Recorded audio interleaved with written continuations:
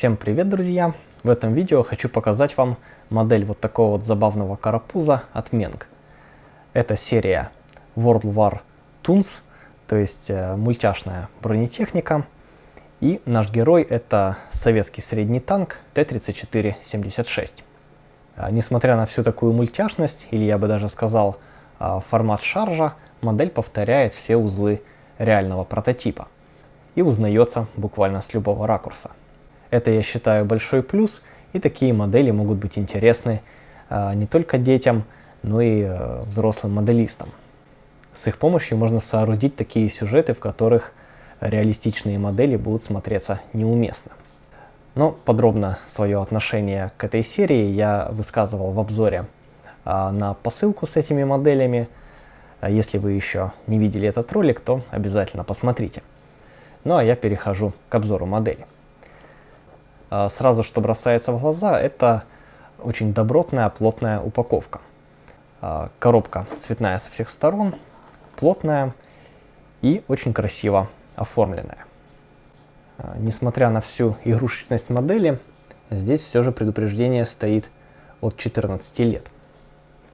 Так что не такая уж и детская модель по мнению Менга. Далее, на лицевой стороне несколько особенностей модели, например, вращающаяся башня. Рисунок нашего героя, исполненный в такой вот очень приятной манере. Далее, на одной из боковинок наш танк, вид спереди и вид сбоку. Вот такой вот колобок, можно сказать, бронированный. Но тем не менее, как я и говорил выше, все необходимые черты танка Т-34 здесь присутствуют. И вот такая вот интересная особенность. Здесь установлены разные катки. То есть в центре каток, я так понимаю, без резинового бандажа, а два других уже с резиновым бандажом.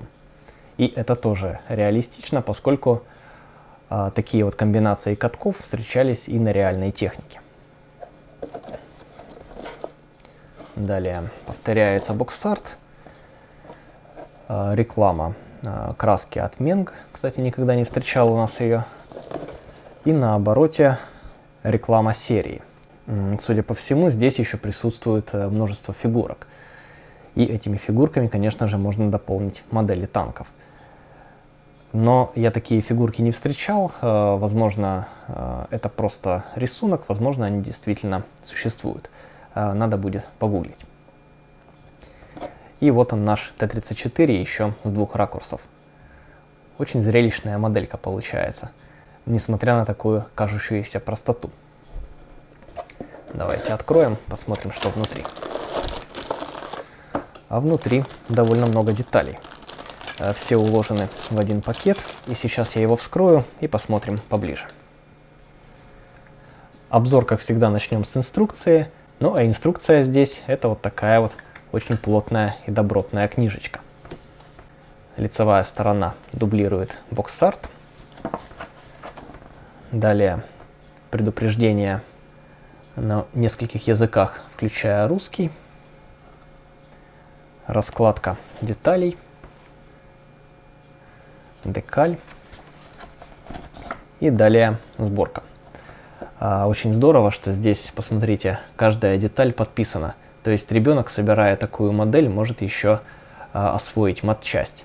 Вот как бы смешно это ни звучало, матчасть на такой модели, но тем не менее здесь, как я и сказал, все узлы узнаются, все узлы соответствуют прототипу, и действительно можно вот в такой вот форме игры изучить устройство танка и собрать очень похожую модель. Кстати говоря, я, по-моему, не упомянул, сборка здесь проходит без клея. Ну, конечно, если вдруг где-то что-то будет проблемно устанавливаться, то можно и подклеить. Итак, собираются у нас катки. Катки ставятся на корпус. Далее верхняя часть, гусеницы, всевозможные обвесы. Обвесы на задней части. Собирается башня. Башня у нас подвижная, причем подвижное дуло, и, я так понимаю, башня вращается. Устанавливаются люки, маска орудия, Ну да, конечно, с матчастью я погорячился, здесь не все детали подписаны, но тем не менее. Тем не менее, в начале подписано было больше всего. Как говорится, начали за здравие, кончили за упокой. Ну да ладно. Завершается сборка башни, и башня устанавливается на корпус. На последней странице указано, что в какой цвет необходимо покрасить, а также куда наносить декали. Далее схема цветов и контакты Менг. А на этом инструкция завершается, и переходим к модели. Несмотря на то, что модель по инструкции требует покраски, все же она выполнена из такого достоверного цвета темно-зеленого пластика, и вполне можно оставить ее в таком виде. Разве что подкрасить те детали, которые отличаются от зеленого цвета. Но, конечно же, можно раскрасить ее и по всем правилам взрослого моделизма. Тогда этот шарж станет еще более интересным и необычным. Кстати, как вариант, на этих танчиках можно экспериментировать со всевозможными техниками. Стоят они недорого, собираются, можно сказать, моментально, и можно тут же приступить к покраске, визерингу и каким-либо экспериментам. Итак, у меня в руках нижняя часть корпуса. Не вижу ни единого дефекта. Плотный, приятный пластик, глянцевый. Все отлито безупречно. Далее на литниках верхняя часть корпуса и верхняя часть башни. Бронелисты нужно будет вставить отдельными элементами. Пролита решетка. Все отверстия, все контуры, все прекрасно сделано. Башня также отлита без нареканий.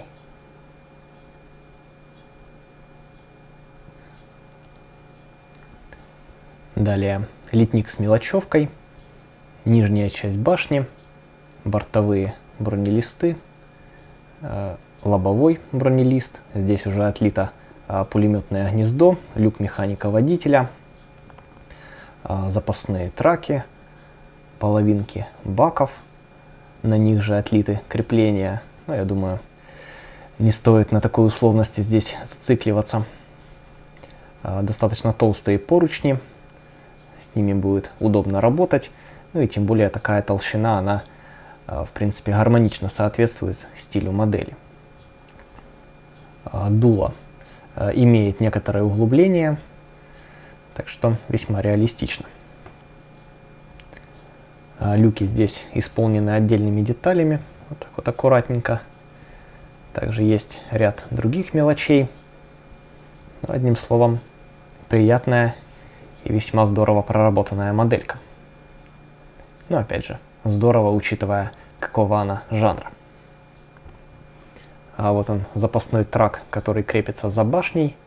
Вот так вот интересно исполнен. Кстати, на стволе стыка от половинок пресс-форм практически нет, что, конечно же, очень хорошо. Ну и, наконец, два одинаковых литника.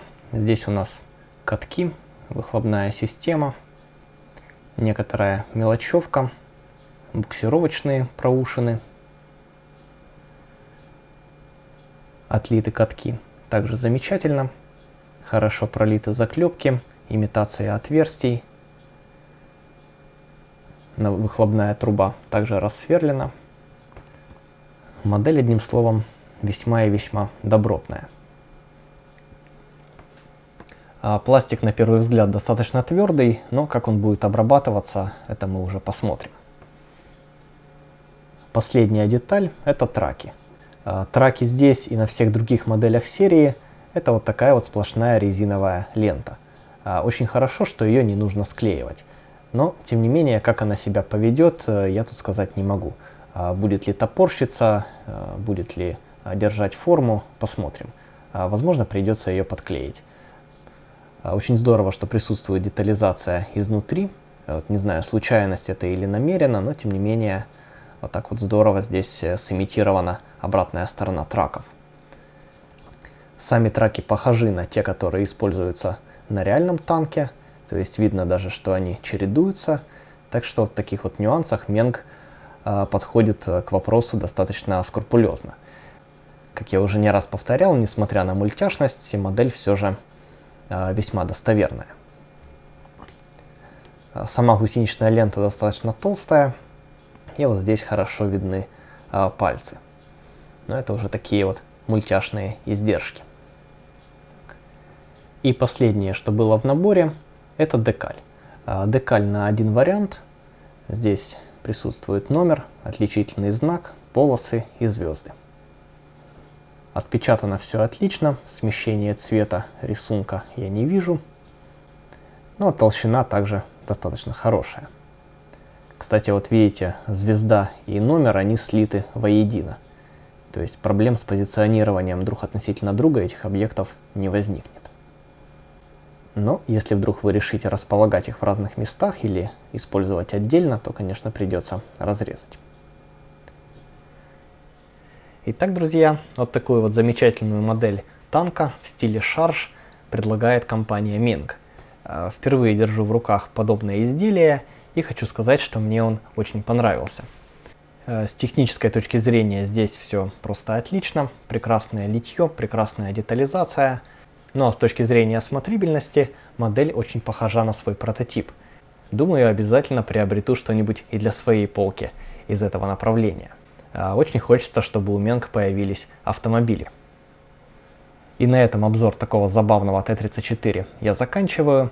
Напишите обязательно в комментарии, что вы думаете о таком направлении, о таком формате моделей и таком несерьезном подходе к реальным прототипам. Мне очень интересно ваше мнение. Ну а я с вами на сегодня прощаюсь. Не забудьте поставить лайк, если обзор был интересен, и подпишитесь на канал, если еще не подписаны. Я благодарю вас за внимание. Всем пока и до новых встреч!